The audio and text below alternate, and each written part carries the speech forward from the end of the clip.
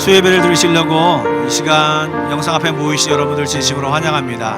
예배하는 모든 순간순간 속에 주의 인도하심과 주의 만지심, 주님을 만나는 귀한 예배가 되기를 소망합니다. 먼저 예배를 시작하기 전에 잠시 기도하며 나갔으면 좋겠어요. 하나님, 오늘 제가 주님 앞에 왔습니다 하면서 마음을 하나님께 드리는 시간을 갖겠습니다. 우리 다 같이 기도하며 주께 나아가겠습니다.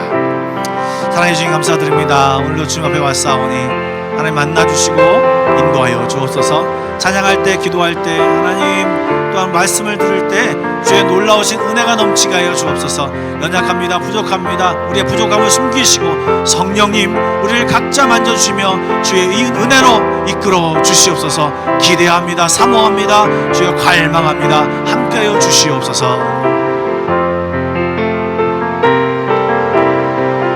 이 땅에 오직, 이 땅에 오직 주밖에 없네.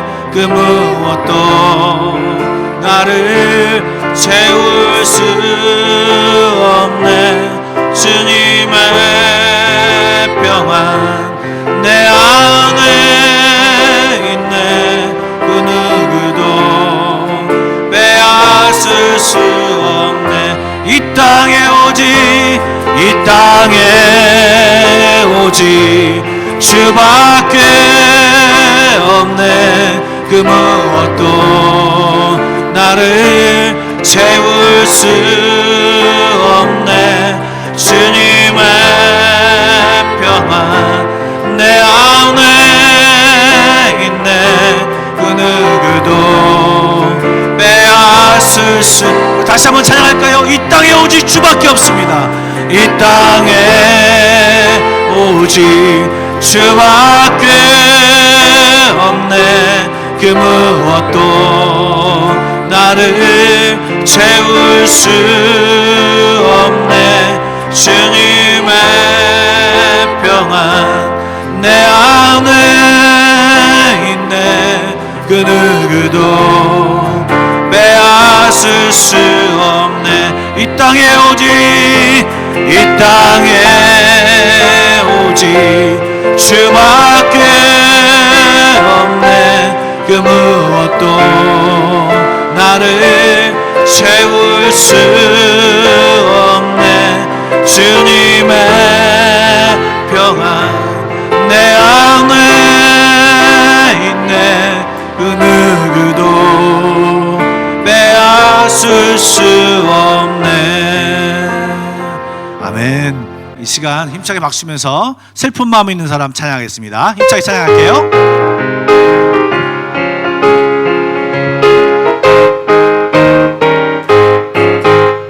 슬픈 마음 있는 사람 예수 이름 믿으며 영원토록 변함없는 기쁜 마음 얻으리. 예수의 이름은 세상의 소망이요. 예수의 이름은 전국의 기쁨이세. 거룩하신 주의 이름 너의 방패 삼아라. 환난 시험 당할 때에 주께 기도드려라. 예수의 이름은 세상의 소망이요. 예수의 이름은 전국의 기쁨이. 존귀하신 주의 이름 우리 기쁨 내도다. 주의 품에 안길 때에 기뻐 찬송 부르리.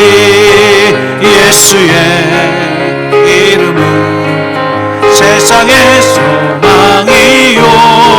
예수의 이름은 전국의 기쁨이. 우리 갈 길 나간 후에, 우리 갈 길 나간 후에 보좌 앞에 나가 왕의 왕께 경배하며 멸류관을 드리리. 예수의 이름은 세상의 소망이요 예수의 이름은 전국의 기쁨 예수의 이름은 예수의 이름은 세상의 소망이요 예수의 이름은 전국의 기쁨의 새 아멘.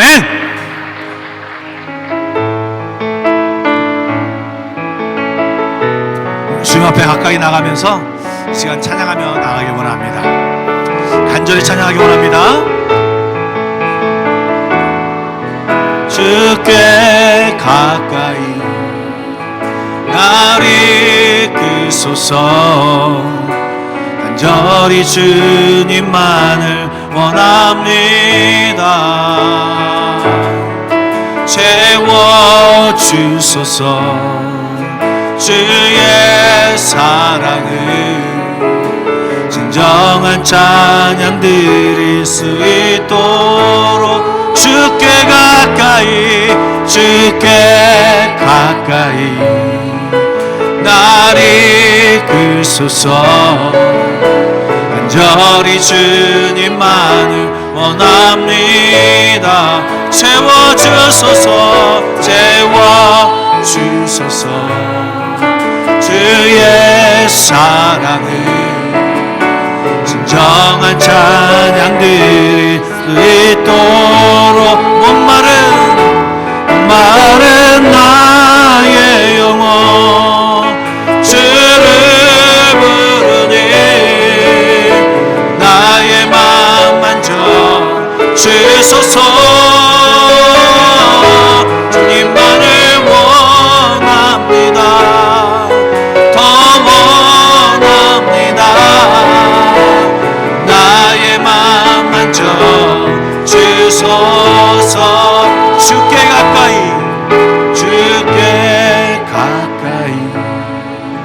나를 이끌소서 간절히 주님만을 원합니다. 채워주소서 주의 사랑을 진정한 찬양 드릴 수 있도록 목마른 나의 영혼 주를 부르니 나의 맘 만져 주소서 주님만을 원합니다. 더 원합니다.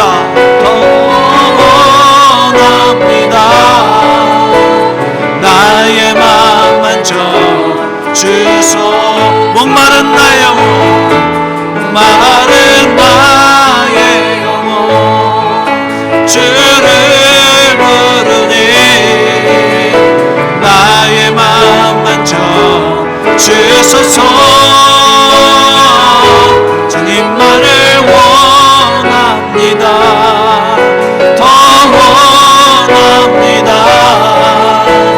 나의 맘 만져 주소서 목마른 나의 영혼 주를 부르니 나의 맘 만져 주소서 주님만을 원합니다. 더 원합니다. 나의 맘 만져 주소서. 시간 기도하며 나가기 원합니다. 하나님, 우리의 인생 가운데 주님 곁에 있게 하여 주십시오. 주님 가까이 있게 하여 주십시오. 주님 멀리 떠나지 않게 하여 주십시오. 시간 간절한 마음으로 주의 이름을 부르며 나아가겠습니다. 다같이 기도하시겠습니다. 사랑의 주님 감사드립니다. 이 시간 주 앞에 기도하오니 방금 전에 찬양했던 것처럼 주께 가까이 있기를 원합니다. 날마다 순간마다 더 가까이 있기를 원하오니 아버지 도와주시고 인도하여 주셔서 주님께 가까이 있게 하여 주옵소서. 어려울 때도 슬플 때도 힘들 때도, 아니 잘 나갈 때도 즐거울 때도 성공할 때도 주님과 가까이 있기를 원하오니 아버지여 주님 가까이 있게 하여 주시고, 아버지여 주의 말씀 듣는 곳에 있게 하여 주시고, 주의 말씀이 선포되는 곳에 주의 말씀과 함께 살아가게 하여 주시옵소서. 이 시간 목마른 영혼처럼 주의 말씀을 듣기를 원하오니 하나님 우리 영혼을 목마른 영혼에서 아버지여 주여 적적히 채워주시고 풍성히 채워주시고 아버지 우리와 함께하여 주옵소서. 목사님 말씀을 통하여 함께하여 주십시오. 주여 음성을 듣겠습니다. 주여 종이 아버지 우리들이 주의 음성을 듣기를 원하오니 주여 말씀하여 주십시오. 말씀하여 주시옵소서. 주여 풍성한 은혜 가운데 있는 이 시간이 되기를 소원하오니 아버지여 함께하여 주십시오. 주님을 사모합니다. 주님을 사모합니다. 주님을 사모합니다. 주여 나아갑니다. 주님 아버지 인도하여 주십시오.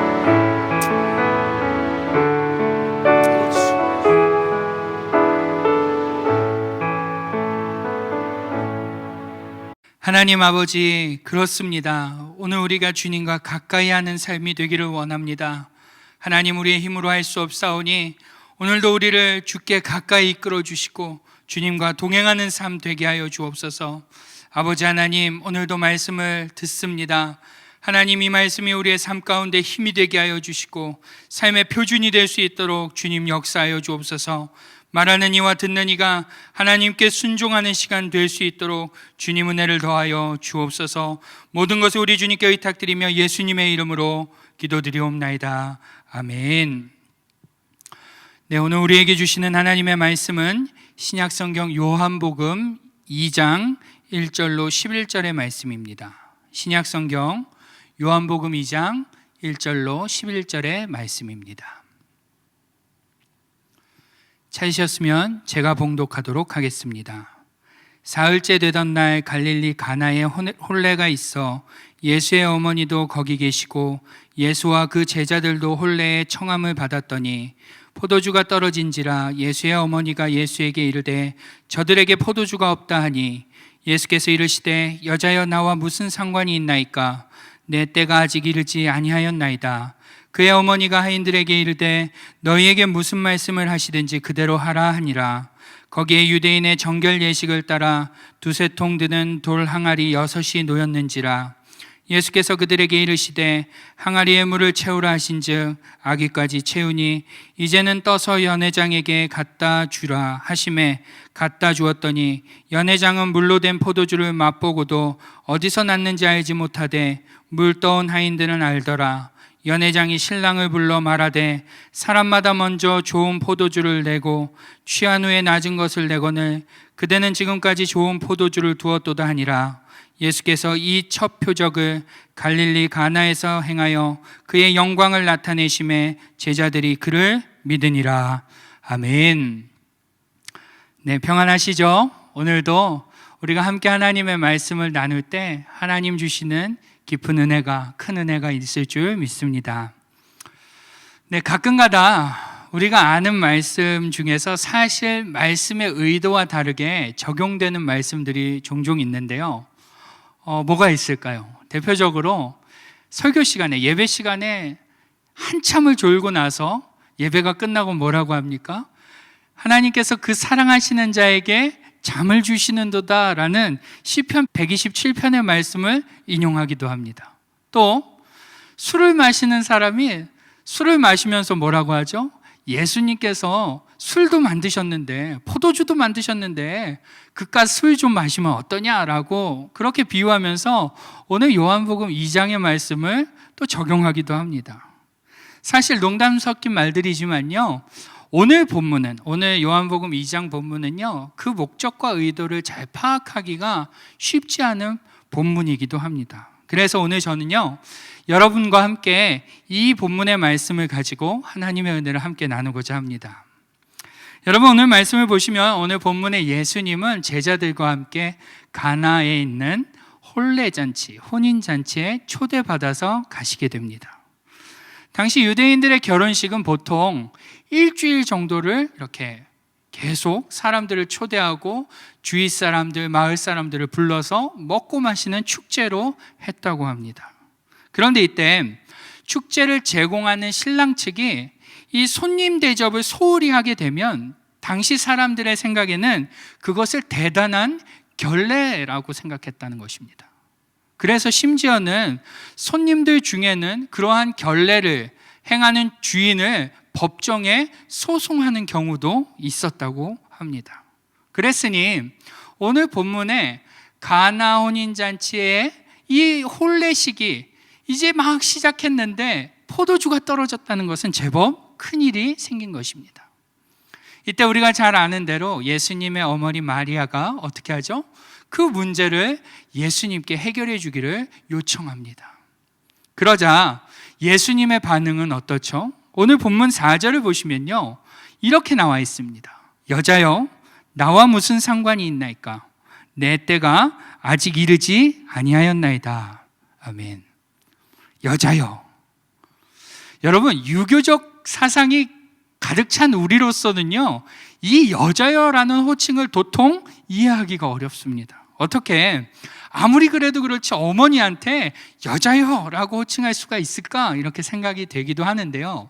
사실 이 여자여라는 호칭은 헬라어 원어의 표현으로는요, 굉장히 예의 바르고 또 정중하고 또 무엇보다 사랑의 표현으로, 사랑이 가득한 애정이 담긴 그러한 호칭이라고 합니다. 그래서 요한복음에는요, 여기 말고도 4번이나 그 호칭을 사용되는 것을 볼 수 있는데, 먼저 사마리아 여인을 예수님께서 만나셨을 때 그때 여자여라는 말이 나오고요, 두 번째로는 간음하다 잡혀온 여인에게 예수님이 여자여라고 하십니다. 그리고 세 번째는 예수님께서 십자가 위에서 어머니 마리아를 향해서 여자여라고 하고, 마지막으로 무덤을 찾아온 여인들에게, 예수님의 무덤을 찾아온 여인들에게 천사들이 여자여라는 호칭을 합니다. 어찌됐건 이 여자여라는 호칭은 굉장히 정중하고 애정어린 말투인데요, 오늘 예수님께서 정중하고 또 애정 있는 말투로 어머니에게 이렇게 말하는 것입니다. 내 때가 아직 이르지 않았습니다. 나와는 상관없습니다. 즉 예수님께서는 지금 자신의 때가 어떻다는 것입니까? 따로 있다는 것입니다. 내 때가 따로 있는데 아직 그 때가 이르지 않았습니다 라고 말씀하시는 것입니다. 이것을 오해해서 나는 이 일을 할 수 없습니다, 이것은 나랑 상관없으니 나한테 이야기하지 마십시오 라는 의미가 아니라요, 지금 예수님께서는 마리아에게 자신이 이 땅에 오신 목적이 따로 있다고, 그 목적과 관련돼서는 당신이 설령 우리가 모자 관계라 할지라도 간섭할 수 없다라는 이야기를 하신 것입니다. 물론 이 말을 마리아가 이해했을까요? 아니요, 이해하지 못했습니다. 마리아가 그 예수님의 깊으신 뜻을 이해하지 못하고 마리아는 그저 그 옆에 있던 하인들에게 예수님이 뭐라고 말씀하시든지 너희는 그대로 따라라 라고 말하면서 퇴장할 뿐입니다. 그렇게 예수님께서는 그 말씀을 마리아에게 하시고는 마리아가 요청한 문제를 해결하기 시작하십니다. 어떻게 하시죠? 돌 항아리 6개의 물을 채우라고 하인들에게 시키십니다. 그리고는 가득 채워진 항아리에 물을 떠서 연회를 총괄하는 사람, 연회장에게 갖다 주라고 하시죠. 그러자 그 물을 맛본 연회장은 신랑을 불러서 이렇게 말합니다. 어떻게 이렇게 좋은 포도주를 지금까지 남겨두었냐고. 그렇게 말하면서 이 문제는 말끔히 해결되게 됩니다. 여러분, 이것이 오늘 우리가 방금 읽은 가나 혼인잔치 이야기입니다. 그렇다면 여러분은 이 말씀을 보시면서 어떠한 것을 깨닫게 되셨습니까? 어떠한 교훈을 얻으셨나요? 우리는 흔히 이 말씀을 보며 본문에 나오는 하인들처럼 믿고 순종하면 물이 변하여 포도주가 되는 그러한 기적을 우리도 경험할 수 있다고, 그러한 교훈을 얻곤 합니다. 맞습니다. 네, 매우 중요합니다. 그런데 그것이 전부일까요? 그 교훈이 전부일까요? 그렇지 않다는 것입니다. 여러분, 이 사건을 기록한 저자는 이 사건을 기적이라고 표현하지 않는다는 것에 우리는 주목해야 합니다. 이 성경을 기록한 요한은요, 이 사건을 기록하면서 이것을 기적이라고 표현하지 않고 다르게 표현했다는 것이죠. 우리가 한번 11절을 다 같이 한번 읽어보겠습니다. 시작. 예수께서 이 첫 표적을 갈릴리 가나에서 행하여 그의 영광을 나타내심에 제자들이 그를 믿으니라. 아멘. 네, 뭐라고요? 표적이라고 나온다고 성경은 분명히 보여주고 있습니다. 기적, 놀라운 일, 신기한 일, 미스터리한 일, 그러한 일이 아니라 이 사건을 요한은 표적이라고 말한다는 것입니다. 여러분, 전에도 한번 말씀드린 적이 있는 것 같은데요. 이 표적이 무엇입니까? NIV 성경에는요, 이 표적을 사인이라고 써놓고 있습니다. 사인. 여러분, 사인이 뭐죠? 어떠한 행동 뒤에 더 큰, 더 중요한 무언가가 있다는 것을 가리키는 것이 바로 사인입니다. 가령 쉬운 예를 들어서 설명을 하면요, 어떤 사람이 손발이 꽁꽁 묶인 채 의자에 묶여 있습니다. 그리고 주인공은 혼자서 그 사람을 구하기 위해서 악당이 가득한 소굴로 호련단신 들어갑니다. 그리고 끝내는 그 사람이 묶여있는 방 앞까지 가게 되죠. 그리고 방문을 딱 열었는데 손발이 묶여있고 입에 재갈이 물려있는 그 사람이 어떻게 합니까? 그 인질이 눈짓으로 막 이렇게 합니다. 눈짓으로. 여러분, 그 눈짓이 무엇입니까? 그 눈짓이 바로 사인입니다. 이 눈짓의 의미는 뭘까요? 옆에 누가 있다는 것이죠. 옆에 지금 위험한 상황이 도사리고 있으니 조심해라라는 그러한 사인입니다. 마찬가지로 오늘 예수님께서 물을 변화시켜서 포도주로 만든 이 사건은 요한은 사인이라고 말하고 있다는 것입니다. 즉, 물이 변하여 포도주가 된 이 사건을 통해 말씀하고자 하시는 더 중요한 메시지가 있다는 것입니다. 그런데 여러분, 그럼에도 불구하고 이러한 사실을 무시하고 오늘 말씀을 그저 예수님께서 하신 기적, 또 하인들이 한 순종만 집중해서 보게 된다면 어떻게 될까요? 예수님께서는 당신의 공생애 중에서 가장 처음으로 하신 일이 무엇입니까? 고작 물을 포도주로 만든 일밖에 되지 않는다는 것입니다. 하나님의 아들 예수님께서 공생애에서 가장 먼저 하신 일이 고작 술을 만드시는 일. 여러분, 이상하지 않습니까? 병자를 고치신 것도, 죽은 자를 살리신 것도, 5,000명을 먹이신 것도 아니라 고작 결혼식에 포도주가 떨어져서 그 포도주를 채워주는 일을 예수님이 하신 것입니다. 여러분, 그렇기 때문에 우리는요, 표적으로서 이 가나 혼인잔치의 말씀을 보면서 예수님이 말씀하고자 하시는 궁극적인 메시지를 발견해야만 한다는 것입니다. 그렇다면 도대체 예수님께서는 이 사건을 통해 오늘 우리에게 또 당시 그들에게 어떠한 것을 말씀하고 싶어 하셨던 것일까요? 무엇을 알려주고 싶어 하셨던 것일까요? 어떠한 사인을 주고 계시는 걸까요? 먼저 제가 결론부터 말씀드리면요, 예수님께서는 오늘 본문 가나 혼인잔치 이야기는 앞으로 예수님으로 인해서 새로운 나라가 임하게 될 것이다 라는 암시를 주고 있는, 암시를 하고 있는 말씀이라고 할 수 있습니다. 뭐라고요? 다시 한번, 앞으로 예수님으로 인해서 새로운 나라가 임하게 될 것이다 라는 것을 알려주고 있는 것이다 라는 말입니다. 여러분, 본문을 보시면 사실 결혼식에 포도주가 떨어지고 물이 변하여 포도주가 된 이야기가 전부인 듯 보입니다. 그런데 한 번 더 본문을 좀 자세히 한번 보시죠. 본문을 좀 자세히 보시면요, 이 사건은 언제 시작되고 있습니까? 언제 이 사건이 시작되고 있을까요? 본문 1절을 보시면 사흘째 되는 날이라고 성경은 기록하고 있습니다. 사흘째 되는 날. 여러분, 사흘째 하면 뭐가 생각나십니까? 하루, 이틀, 사흘. 이 사흘째 되면, 사흘째라는 말은 뭐가 생각나시나요? 아마 예수님의 부활 사건이 생각나실 것입니다. 사실 학자들마다 이 부분을 놓고 해석이 다르지만요, 어떤 학자들은 오늘 우리처럼 이 사건을 부활을, 예수님의 부활을 상징한다라고 이해하는 학자들도 있었습니다.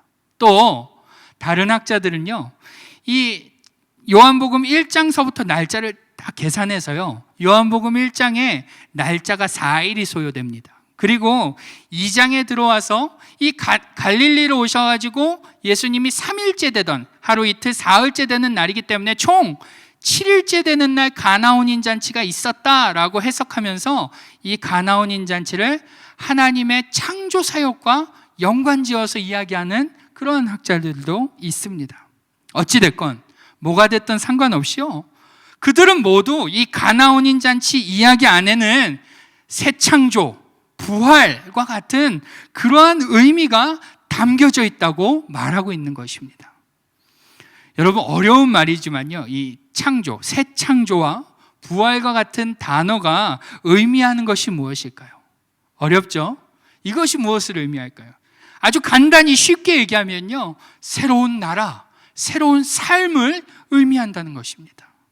여러분, 이것은 제가 추측해서 얘기하는 것도 아니고요, 제가 막 억지로 마구잡이로 갖다 붙여서 얘기하는 것도 아닙니다. 저자 요한은 이 가나 혼인잔치 사건 안에서 예수님으로 인해서 지금 새로운 나라가 임할 것이다, 임한다, 그 사실을, 새로운 삶이 임한다는 그 사실을 증거하고 있는 것입니다. 그래서 계속해서 보시면 예수님께서 항아리에 물을 채우라고 하인들에게 말씀하실 때 어떤 항아리에 물을 채우라고 하시는지 보셨습니까? 어떤 항아리죠? 바로 정결을 위한 돌 항아리라고 성경은 말씀하고 있습니다. 정결을 위한 돌 항아리. 분명 포도주가 거의 떨어져 갈 때쯤이었으니 이미 포도주를 담았던 빈 항아리들도 많이 있었을 것입니다. 그런데 예수님은 굳이 정결 예식을 위해 물을 담아두는 그 돌 항아리에 물을 채우라고 하십니다. 여러분, 당시 유대인들은 레위기 율법의 정결 예식을 따라 정결례를 수시로 했습니다. 그들이 이 정결례를 얼마나 열심히 잘했냐면요, 하나님이 처음에 말씀하신 것보다 자기들이 더 엄격히 지키고자 이것저것을 걷다 막 추가해서 유대인들이 그렇게 지켰습니다. 그래서 특별히 오늘 본문과 같이 잔치가 있는 이러한 경우에는요, 그 정결례를 위한 물이 담겨져 있는 물통에서, 항아리에서 물을 떠다가 손을 씻고 그릇도 씻고 그랬습니다. 이처럼 이 물은요, 수시로 그들의 정결을 위해서 사용되었던 물입니다. 그리고 그러한 항아리죠. 그런데 오늘 본문의 예수님은 이러한 정결례를 위한 항아리에 포도주를 만들기 위한 물을 채우라고 말씀하신 것입니다. 어떻게 보면요, 정면으로 지금 예수님은 이제 정결례를 위한 물 같은 것은 필요 없어. 그러니 이제 이 항아리도, 그것을 위한 이 항아리도 없어도 돼 라고 말씀하시듯 지금 정결을 위해서만 사용하는 그 항아리에 다른 용도의 물을 채우라고 말씀하신 것입니다. 그리고 물을 떠다 주라고 말씀하신 것입니다. 아마 유대인들이 알았으면 큰일 날 일이었을지도 모릅니다.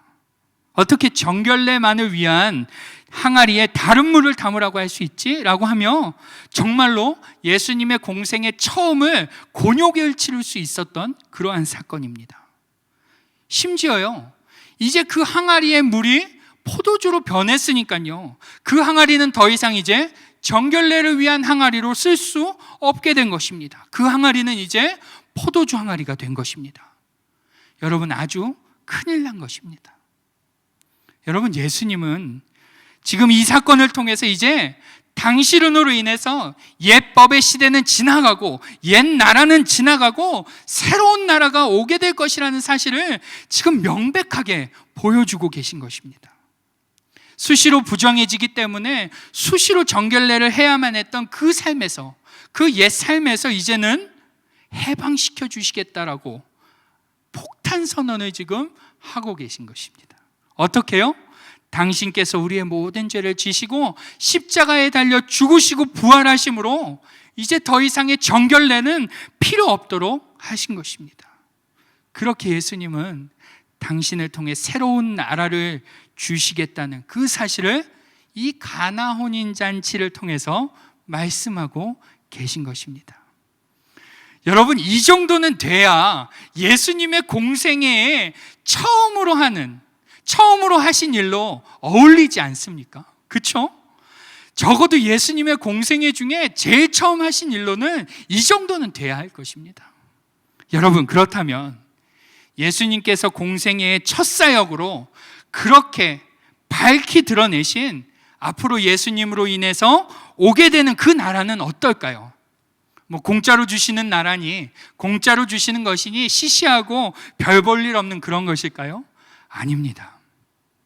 오늘 본문의 연회장이 그 나라를 이렇게 표현합니다. 우리 다 같이 한번 10절을 보시면요, 이렇게 표현하고 있습니다. 말하되 사람마다 먼저 좋은 포도주를 내고 취한 후에 낮은 것을 내거늘 그대는 지금까지 좋은 포도주를 두었도다 하니라. 아멘. 메시지 성경으로 이 부분을 보면요, 이렇게 쓰여 있습니다. 제가 한번 읽겠습니다. 내가 알기로는 누구나 처음에는 가장 맛 좋은 포도주를 내놓다가 손님들이 잔뜩 마신 뒤에는 싸구려를 내놓는데 그대는 지금까지 가장 좋은 포도주를 남겨두었구려. 무슨 말입니까? 표면적으로 예수님께서 만드신 포도주에 대한 칭찬을 하는 듯 보이지만요, 이것은 비유적인 것입니다. 지금 예수님으로 인해서 나오는, 새롭게 나타나는 그 나라는, 그러한 세계는, 그러한 삶은 이전에 율법의 지배를 받던 나라보다 훨씬 어떻다? 우등하다. 훨씬 좋다.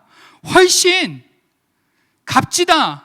전의 것과는 절대로 비교할 수 없다. 이것이 진짜다라는 말을 지금 하고 있는 것입니다. 그리고 더 나아가서 분명히 그 나라를 받은 사람들은 오늘 본문의 연회장과 같이 이전보다 더 너무나 좋구나, 이게 진짜구나, 어떤 것과도 바꿀 수 없구나 라는 감사와 감격을 할 수밖에 없다고 오늘 성경은 말씀하고 있는 것입니다. 여러분, 그렇다면 여러분은, 여기 계신 우리 한마음교회 성도 여러분은 그 예수님으로 인해 주어진 나라를 받으셨습니까? 어떠신가요? 질문이 어려운가요? 그럼 다시 한번 묻겠습니다. 여러분은 예수님으로 인해서 새롭게 주어진 그 삶을, 새롭게 주어진 삶을 받으셨습니까? 받은 것도 같고 안 받은 것도 같고 잘 모르겠는데요. 여러분, 예수 그리스도를 처음 영접할 때 어떠셨나요? 제 경우에는요, 아직도 생생히 기억이 나는데요, 교회 가는 버스에서 제가 펑펑 울었던 기억이 납니다. 창밖을 보면서 펑펑 울었던 기억이 납니다. 그냥 이유 없이 너무나 감사하고 나 같은 사람을 하나님께서 하나님 백성 삼아주신 것이 너무나 좋았습니다. 그래서 교회 가는 버스 안에서 한참을 울면서 교회를 갔던 기억이 납니다. 그리고 이렇게 그때 고백했습니다. 하나님 감사합니다. 하나님 백성 삼아주셔서 너무나 감사합니다. 제가 하나님의 뜻대로 살겠습니다. 여러분, 여러분도 그런 기억이 있으시지 않습니까? 예수님으로 인해 주어진 새로운 나라, 새로운 삶을 받은 사람은요, 누구를 막론하고 이것이 참 좋구나, 감사하구나, 전의 것과는 비교할 수 없구나, 이것이 진짜구나, 최고구나 라고 고백할 수밖에 없게 되는 것입니다. 그리고 더 나아가서 그 하나님의 통치를 기뻐하고 그 뜻대로 살겠다고 고백할 수밖에 없게 되는 것입니다. 왜요? 왜 그럴까요? 너무나 좋기 때문입니다. 너무나 좋기 때문에, 이전에 맛봤던 것과는 전혀 다르기 때문에, 급이 다르고 질이 다르기 때문에 그렇게밖에 반응할 수 없는 것이죠.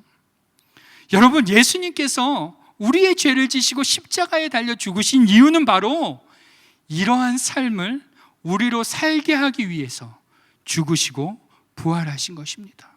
다른 이유가 없습니다. 주님의 통치를 기뻐하는 삶, 주님의 뜻대로 살기로 다짐하는 삶, 그 삶이 너무 좋다고, 너무 감사하다고 고백하며 감격하는 삶을 우리로 살게 하기 위해서, 그러한 삶을 오늘도 살고 내일도 살고 앞으로도 살고 영원히 살라고 예수님은 친히 우리를 위해 십자가에 달려 죽으시고 부활하신 것입니다. 그런데 여러분, 정작 여러분의 삶은, 정작 오늘 우리의 삶은 어떻습니까? 그 감격이, 그 감사와 기쁨이, 그 다짐이 여전히 있습니까? 아니면 과거에 언제 한때 있었던 먼 이야기의 그러한 삶입니까? 사실 말씀을 전하고 있는 저조차도 과거 언제 한때 있었던 먼 이야기처럼 느껴지는 것이 사실입니다. 감격, 기쁨, 다짐, 감사, 그런 것은 온데간데 없고 원망과 불평, 정죄감과 답답함만으로 우리는 다시 옛날의 삶으로 돌아가 버리고 만 것입니다. 여러분, 이것은 분명히 잘못된 것입니다. 주님은 우리로 하여금 당신의 통치를 따라 살며 기뻐하며 매일 감격과 기쁨으로 감사와 다짐으로 그렇게 살기를 원하셔서 십자가에 달려 죽으셨는데, 오늘 우리는 그렇게 못하고 살고 있으니 그러한 삶이 아니니 뭐가 잘못돼도 한참 잘못된 것입니다. 여러분, 어떻게 해야 할까요? 우리의 삶이 이렇다면 오늘 우리는 어떻게 해야 될까요? 여러분, 우리는 다른 것으로 가득 채워진 우리의 돌 항아리를 비워야 하는 것입니다. 처음에는 주님으로 가득 차서 최고의 감격과 최고의 기쁨과 최고의 평안과 최고의 행복을 맛봤는데, 어느덧 그 항아리에 주님께서 담으신 것은 모두 소진되고 세상의 것들이 채워지고 채워져서 이제 더 이상 그 항아리에 주님 주시는 새로운 역사의 물이 채워질 수 없는 것입니다. 그 항아리가 비어있지 않기 때문에 주님 주실 새로운 은혜와 감격을 경험할 수 없고 맛볼 수 없는 것입니다. 여러분, 우리의 삶이 무미건조하고 우리의 신앙생활이 무미건조하고 감격이 없고 기쁨이 없고 감사가 없는 이유는요, 다짐이 없는 이유는요, 바로 우리 자신이 비워져 있지 않기 때문에, 하나님의 말씀으로 채워질 수 없기 때문에 그런 것입니다. 그러니 하나님의 역사가 일어날 수 없고, 그러니 감격도 없고, 그러니 기쁨과 감사도 다짐도 없을 수밖에 없는 것입니다. 여러분, 여러분의 삶은 새로운 하나님의 은혜를 채울 수 있는 비워져 있는 항아리입니까? 아니면 세상의 것들로 가득 차서 넘치고 있는 그러한 항아리입니까? 여러분, 우리에게는 반드시 그렇기 때문에 결핍이 필요합니다.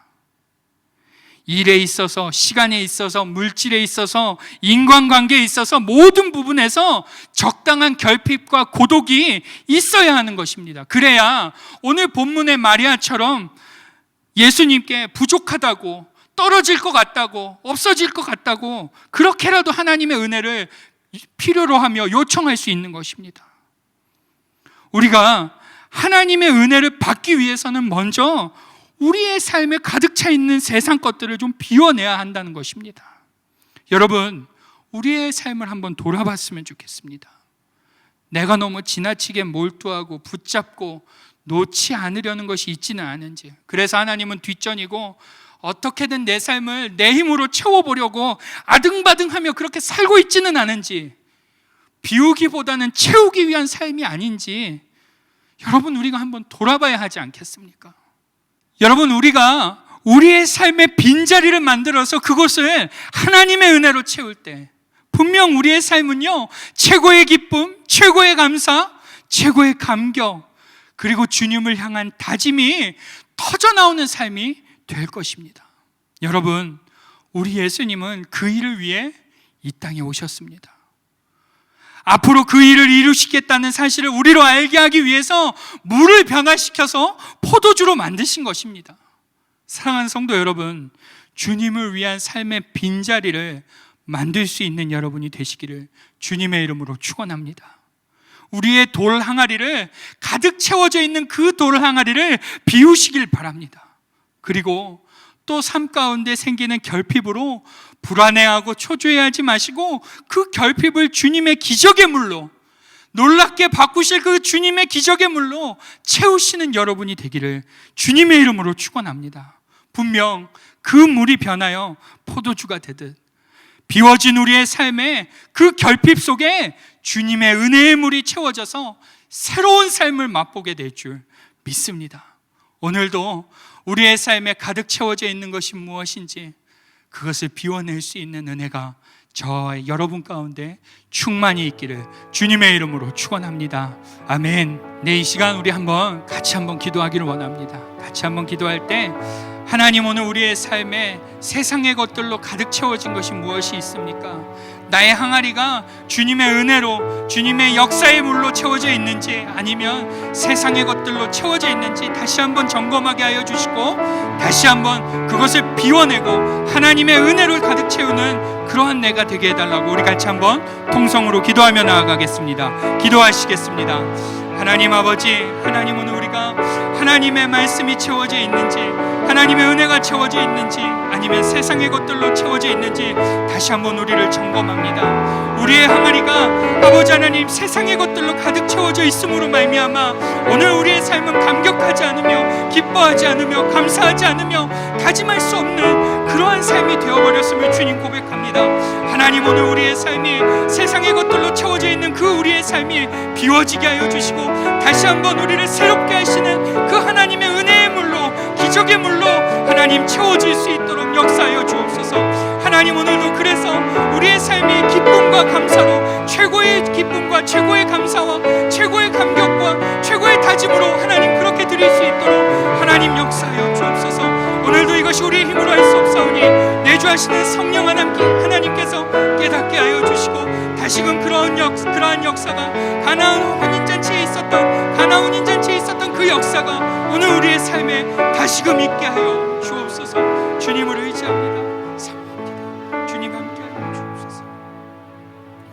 하나님 아버지, 하나님, 우리의 삶을 돌아보니 세상의 것들로 가득 차서 넘치는 그러한 지경에 이르렀음을 주님 보게 됩니다. 그렇기 때문에 더 이상 주님 주시는 감격도, 주님 주시는 기쁨도, 주님 주시는 감사도 느끼지 못한 채, 누리지 못한 채 하나님 여전히 우리는 그 무게 가운데 아파하며 힘들어하며 살고 있음을 주님 고백합니다. 하나님, 가나 혼인잔치에 있었던 그 역사가, 그 표적이 오늘 나에게 있기를 원합니다.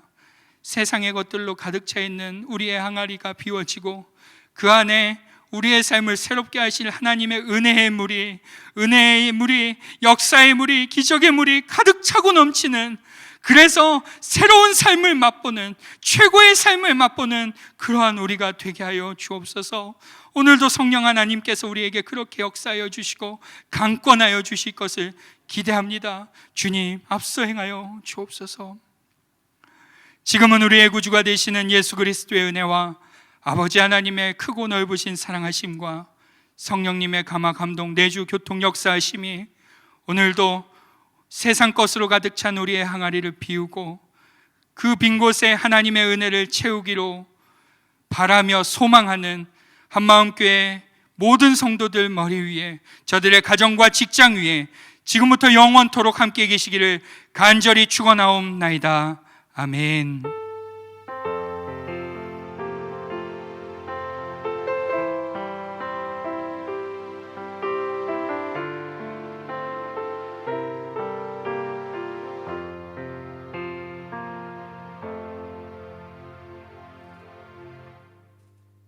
이민 갔다가 돌아오게 된 계기가 느헤미야의 마음을 주셨어요. 처음에 와서는 종이에다가 200명의 연예인 아이들 이름을 적어서 밤에 10시부터 11시까지 이름을 부르면서 기도하기 시작했어요. 이야기했어요. 내가 이렇게 기도하니 너네들도 와서 같이 기도해 줬으면 좋겠다. 근데 정말 한 명도 안 왔어요. 밤에 이렇게 가서 기도하면서 외로웠었어요. 하나님 나에게 맡기신 사명을 내가 누군가에게 덜어내려고 했었구나. 어떤 날 교회 갔는데 깜깜한 거예요. 아무도 없는 거예요. 들어갔는데 교회 문은 열려있고, 하나님 오늘은 너무 깜깜하고 무서워가지고 일찍 가야 되겠습니다.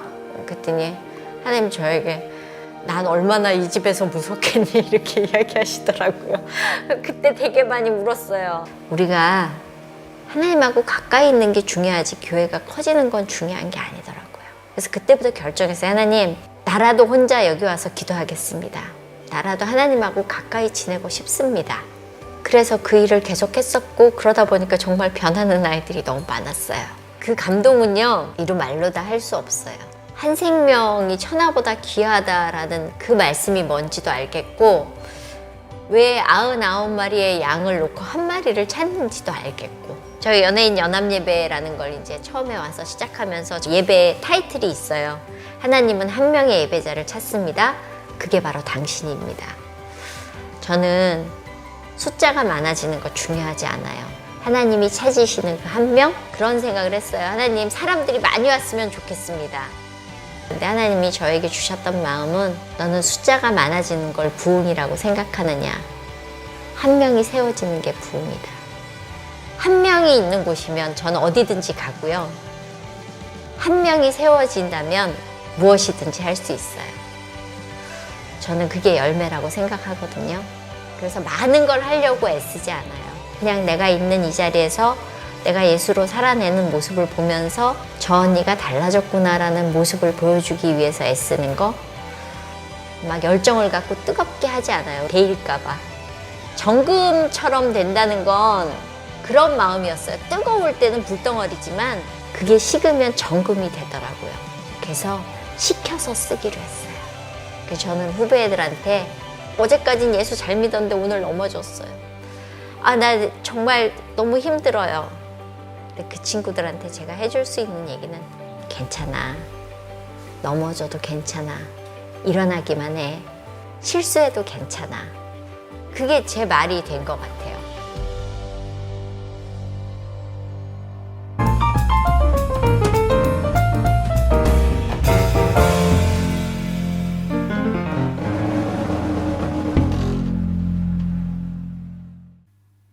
샬롬! 여러분 안녕하십니까? 오늘도 새로운 찬양을 배우며 이 시간을 보낼까 합니다. 여러분들 주사랑이 나를 숨쉬게라는 찬양을 아십니까?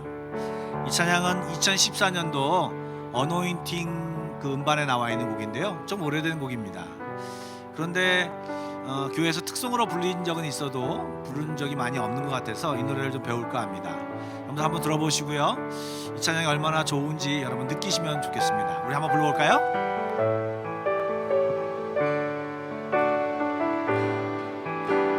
사랑이 나를 숨쉬게 해. 세상 그 어떤 어려움 속에도 주 은혜로 나를 돌보시며 세상 끝날까지 지켜주시는 주님만이 내 아픔 아시며 주님만이 내 맘 어루만지네. 어느 누구도 나를 향하시 주님의 사랑을 끊을 수 없네. 주님만이 내 능력이시며 주님만이 나의 구원이시네. 어느 누구도 나를 향하시 주님의 사랑을 끊을 수 없네. 저는 이 찬양을 굉장히 좋아하는데요, 이 찬양을 좋아하는 이유가 뭐냐면 가사가 굉장히 좋습니다. 이 시간 제가 한번 가사를 읽어볼 텐데요, 여러분 한번 잘 묵상해 보시면 좋을 것 같습니다. 주 사랑이 나를 숨쉬게 해. 세상 그 어떤 어려움 속에도 주 은혜로 나를 돌보시며 세상 끝날까지 지켜주시네. 주 사랑이 나를 이끄시네. 내가 갈 수 없는 그곳으로 주의 사랑 나를 붙드시며 세상 끝날까지 인도하시네. 주님만이 내 아픔 아시며 주님만이 내 맘 어루만지네. 어느 누구도 나를 향하신 주님의 사랑을 끊을 수 없네. 주님만이 내 능력이시며 주님만이 나의 구원이시네. 어느 누구도 나를 향하신 주님의 사랑을 끊을 수 없네. 정말 다윗의 고백 같은 그런 가사인 것 같습니다. 다시 한번 부를 때 여러분들 가사를 좀 생각하시면서 좀 불러봤으면 좋을 것 같습니다. 다시 한번 불러보겠습니다.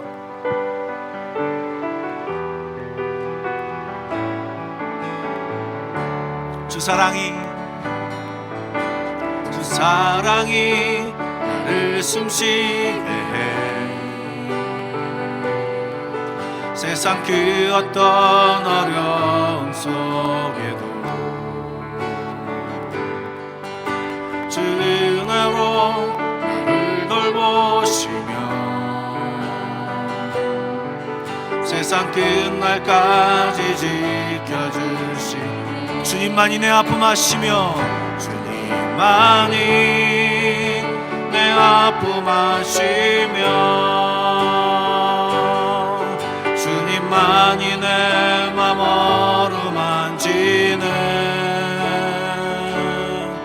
어느 누구도 나를 향하시 주님의 사랑을 끊을 수 없네. 주님만이 내 능력이시며 주님만이 내 구원이시네. 어느 누구도 나를 향하시 주님의 사랑을 끊을 수 없네. 찬양 너무 좋죠. 이 찬양 다시 한번 이제 1절부터 2절 이제 한번 쭉 한번 불러보겠습니다. 제가 멈추지 않고 부를 텐데 여러분들 가사를 생각하시면서 따라오시는데요. 요즘 코로나로 여러 가지 삶의 문제들이 많은 분들이 많이 계신 것 같습니다. 특별히 여러 가지 계획을 세웠는데 코로나로 인하여 아무것도 할 수 없는 이 상황 속에서 여러분들 그 아픔을 아시고 여러분의 능력이 되신 그분을 여러분에게로 이 찬양을 부르시면서 초청하고 또 그분을 만나는 그 아름다운 찬양이 되었으면 좋겠습니다. 이제 우리가 열심히 찬양할 텐데 여러분들 힘껏 찬양해 주시면 감사하겠습니다. 불러주세요. 네, 감사합니다. 주 사랑이 나를 숨쉬게 해. 세상 그 어떤 어려움 속에도 주의 은혜로 나를 돌보시며 세상 끝날까지 지켜주시네. 주 사랑이 나를 이끄시네. 주 사랑이 나를 이끄시네. 내가 갈 수 없는 그곳으로 주의 사랑 나를 붙드시며 세상 끝날까지 인도하시네. 주님만이 내 아픔 아시며 주님만이 내 맘 어루만지네. 어느 누구도 나를 향하시 주님의 사랑을 끊을 수 없네. 주님만이 내 능력이시며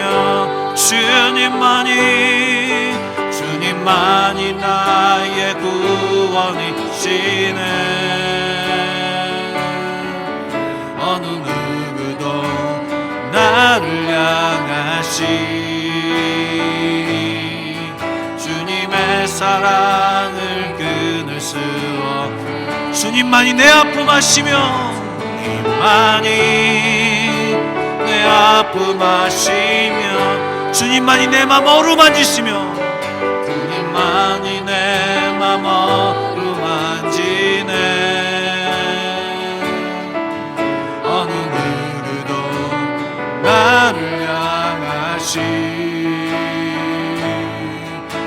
주님의 사랑을 끊을 수 없네.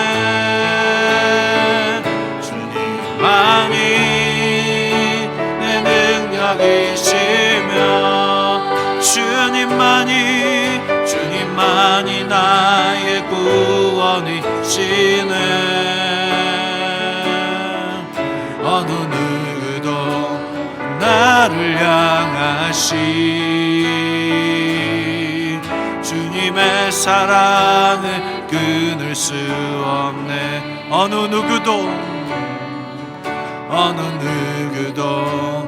나를 향하시 주님의 사랑을 끊을 수 없네.